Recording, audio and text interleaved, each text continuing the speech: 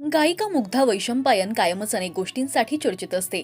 प्रथमेश सोबत लग्नानंतर सुद्धा तिचं काम अगदी उत्तमरित्या सुरू आहे. अनेक ठिकाणी तिचे गाण्याचे शोज होतच असतात. तर सध्या मुग्धा तिच्या एका शो साठी अंदमानला गेली होती. त्यावेळी तिथे घडलेली एक गोष्ट तिने शेअर केली आहे. संकष्टीचा उपवास सोडण्यासाठी अंदमान मधल्या एका चाहत्याने चक्क तिला उकडीचे मोदक आणून दिलेत. कॅप्शन मध्ये मुग्धाने लिहिलंय, काल थेट अंदमानात उकडीचे मोदक खाऊन संकष्टीचा उपवास सोडला.